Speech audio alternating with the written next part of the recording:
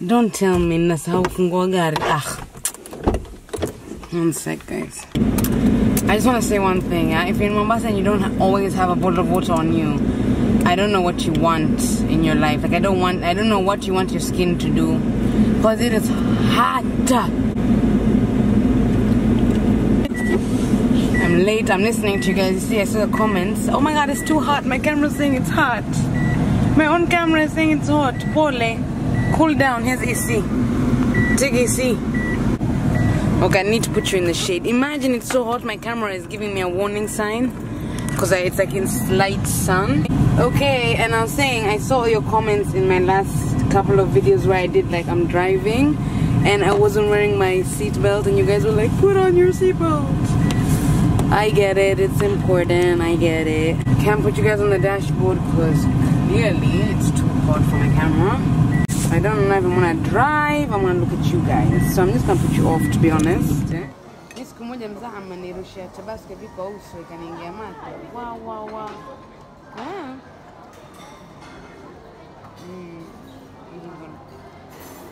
Put some of that pesto on this pizza. This is what's up right here. This right here, guys.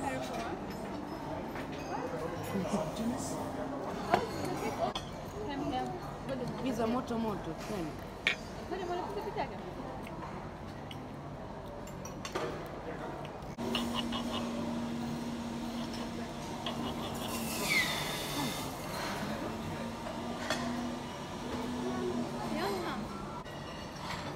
You guys ever get that feeling mukila chakula you just want to dance kidogo?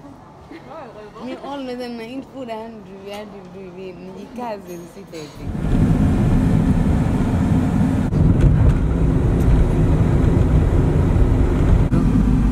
Mbona nishika kama mwenyewe mtu hana mkono vizuri yani? Wewe isekane? Kama mimi sijui bwana. Mwanzo ishike kama binadamu comfortable. Right now we're going to Sparky, and I really want to go show you guys Sparky because so my mother was born there, raised there, my grandmother, my grandfather owns that place. I really want you guys to see that place because also me, and I wasn't born there but all my aides are there, and I want you guys to see that place. You'll know a little more about me. And now we're going to go pick up Ali, and he's a really special person. I really want you guys to meet him and learn from him what I've learned. Just pure inspiration and strength. So that's where we're going now, and that's what you guys are going to see. I have a Shafika Sparky. This is Sparky. That's my grandmother's house over there. I have a Bahafsa Werhama. And that's my grand uncle's house, Dedi Bravo. Now here, as you turn, is that white house with the green thingies.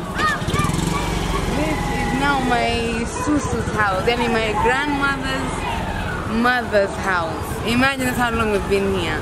And with that there, that's my grandfather's mosque, Sheikh Ali bin Tayyib, Allah yarhamu.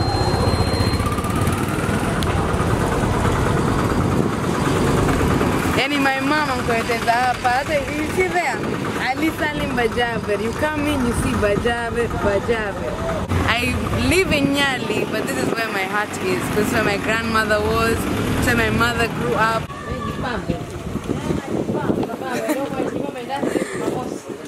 Mama, ¿qué haces? Wafanya nini mama kikaso? Sasa kwa sababu mama yuko nyumbani. Oi, oh. Pija hivi. Wewe. Odi. Karibu. Assalamu alaikum. Vipi Ali? Alhamdulillah, how are you? How are you? Ukisema Mariam, wewe sema hani ya tasema nini hali yake nataka tasema nini? Safari yeye hani kijiko nini hani asali. Anza kupeke. Yangu itakuwa nini hapo? Mama, mimi nenda. Haya. Oh. Wewe ni mimi sijui kabisa which way to send. Kwa maeta sasa. On our way to Late House for kashris and muhogos. Mariam, tena washauriza kuna masala yako mingi. Kama nifungue dirisha niambie watu stop.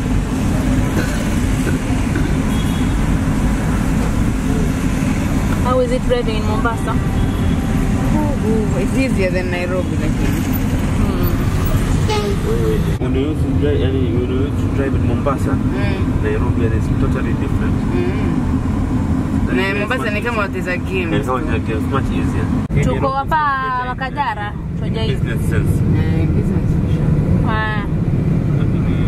Mombasa hapa is cool.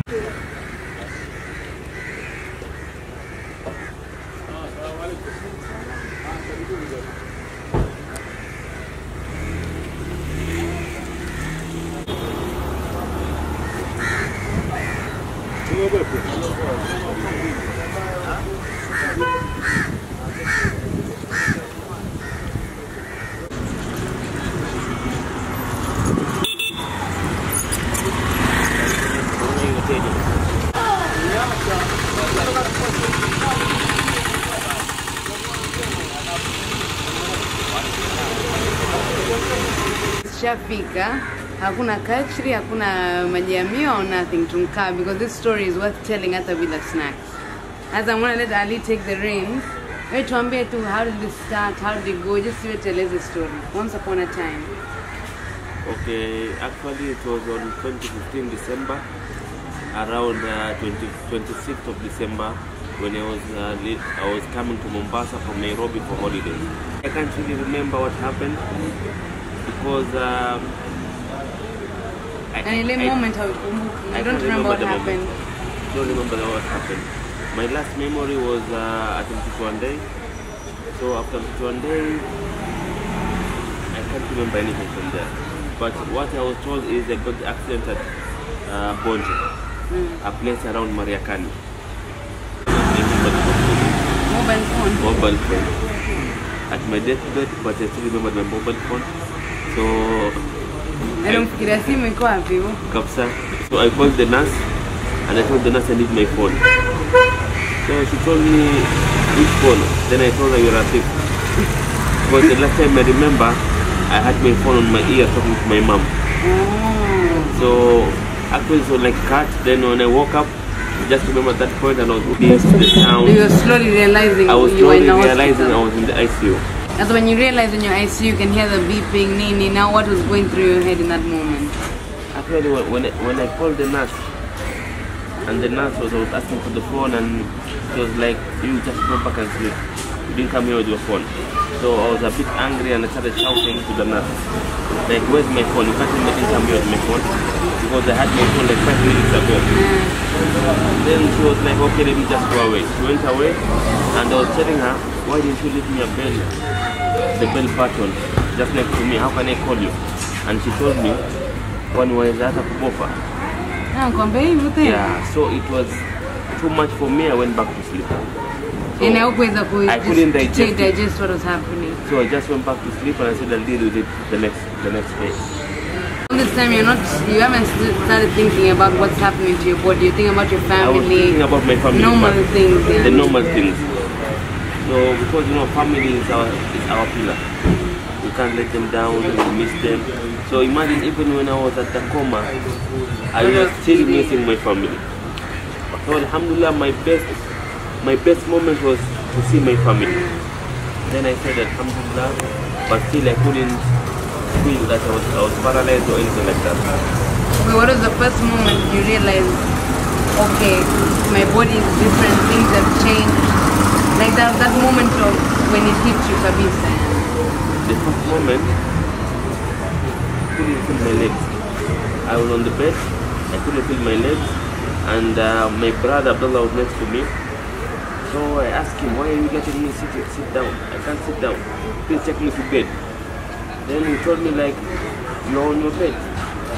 Then I said, oh wow. Then you couldn't feel the bed? I couldn't feel the bed. Then I said, oh wow, they've cut my legs.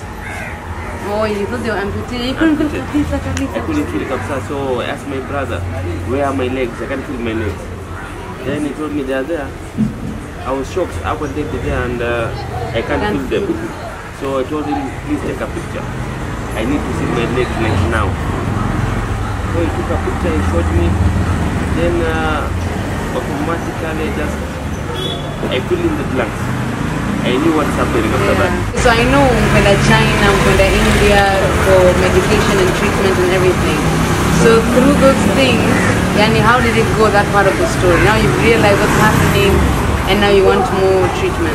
No, we men face challenges. And when challenges come to us knocking, we need to accept the challenges. And after I realized that I was paralyzed, I couldn't think, I was not regretting, because regrets will not help me at that time. So the first thing I realized is I need to start physio as soon as possible, because we cannot amend the past, but we can create our future. On that point of patience, do you think you're more patient now than most people around you, or do you think you're the same? Like, what has it taught you about swab and just waiting patiently? Actually, me naona I have more of sub right now than before, because you know, when we are walking, when we are doing what we are normally doing day in day out, then we don't appreciate. You don't appreciate what you have until it's gone. until it's gone. But right now, you know, like, they are teaching me how to walk again, which muscle, which, you know, like the brains to use. Guys, alhamdulillah, if you look around, you guys are walking, alhamdulillah. But most people don't appreciate. You think that you deserve what you are doing. We don't put like, okay, we feel like it's our right. Yeah. It's not God's, you know, God's gift to you. it's not God's gift, but actually it's God's gift. And the way I am right now, I say alhamdulillah, because I've traveled all over for meditation, and I've seen people that are much worse than me. So I can say I'm more stronger right now, and I'm ready to, you know. So can you say that you're physically weaker, but in your heart and your personality you're stronger? Very strong, 120%. And is it painful when you're doing physio? Like, do you feel it? Of course, I won't say it's painful. It's not a choke. Yeah, but you get tired and you see your weakness. You know, the most difficult part is when you see your weakness. Like when you're told, okay, now do some pressure, and you just think I can do it because you've been doing it. You've been doing it. Then you say, okay, let me do some pressure, and you find your body is not communicating with your brain. Trying to do the pressure the way you are normally doing it. So it's hard to realize the things you used to be able to do and you can't do now. So doing physio, the most difficult part is to realize what you can do. So you need to be strong, and you know, everything is trying to be courageous, trying to like fit in on whatever that God has done for you. You can't say that you're giving up, or maybe because this and that is happening, then I don't want to live again. No, we need to be strong. We need to believe in God. Yeah. Having you speak to them, because obviously I know you, I know them, but I wanted you to meet because I want to know what have you learned and what advice can you give to someone who has never gone to hospital before, hajawahi kuumia, hajawahi kuvunjika kitu, alhamdulillah iko sawa sawa. What advice can you give them from what you've learned in your experience? Okay, first of all is I'll tell them to really thank God, because they are lucky enough that nothing has happened to them, and they should understand that mitihani ni mengi sana duniani. When they are having that nama that they are having right now, they should use it usefully. They should use it for the sake of doing the right thing, helping others. So I'll ask them to always give a helping hand to the people that are facing different challenges. They are okay, they are happy, but trust me, in this world there's a lot happening to other people. The last thing I'd ask you for is, what can you say to someone who is in your same situation, lakini and give up? You, mashallah, you haven't given up on life. It's why I find you very inspirational. Even me, when sometimes I'm going through something and I'm like, yeah, it doesn't fika even a little bit of what Ali has gone through, and he's still smiling. He's still a part of his family's life. He's still working once or goes to work. So what can you say to someone and give up for maisha? And him, he's gone through something. He's sick, paralyzed, I'm a worse. Nah, and give up for maisha and say, this world's not for me anymore. First of all, I want you guys to understand that there are so many people world that are having similar condition or worse than this condition. There will be turmoil, there will be trials, but all this will make us more stronger. Never give up. So, and real happiness is not based on wealth or fame. Real happiness is based on gratitude. So be grateful, be alive, and live the moment. That's it, guys. Okay, and one more thing, you guys. Ali's gonna get a YouTube channel soon, so you guys better subscribe. I'm gonna leave a link down below. When it gets 1,000 subscribers, that's when he'll put up his first video. So Sherizeno, it's up to you guys. One more thing, I wanna do shout outs. You know, people can't go through things alone. Yeah. So who stood by you? Who did you think was with you? And mashallah, never waved in support of you. Mariam, when I was at ICU, almost, alhamdulillah, everyone was praying for me. It went to an extent that they were also praying me in Kisumu. So alhamdulillah, everyone stood by me.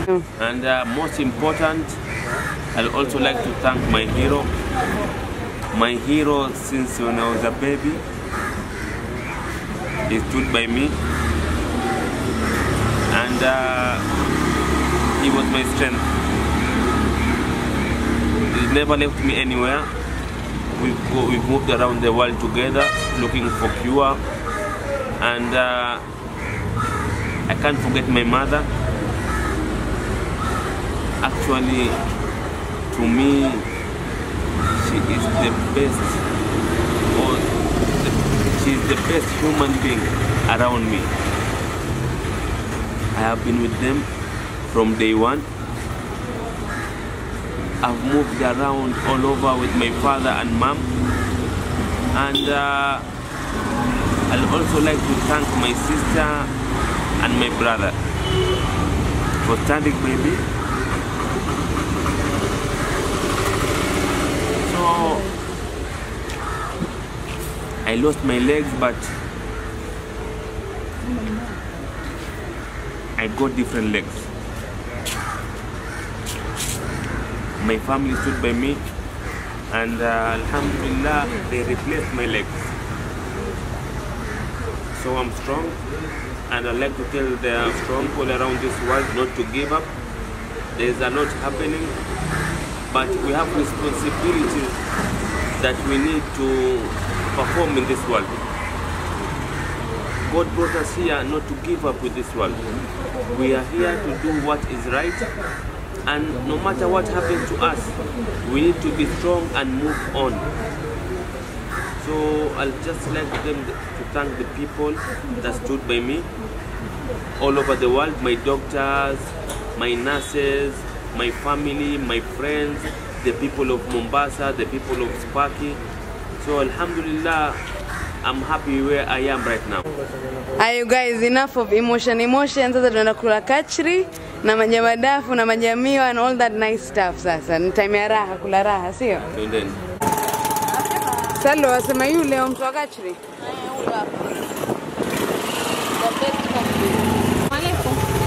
Kachri ya ndizi.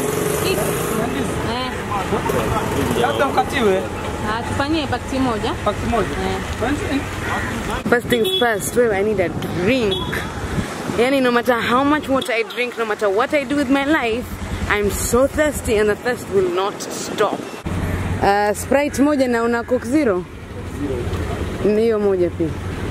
Isi baridi, hakuna baridi. Watu wajua umeenda maidia. Hata kama hizo ndogo zaonekana shika baridi. Hizo ndogo. Ama Sprite. Kemshika. Hizi baridi kidogo afadhali. Coke Zero.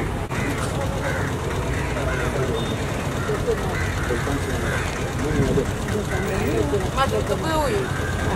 Mampendeza sana mwanangu. Ndana mapaka Maria. Ndio Ene angushe soda. Sawa.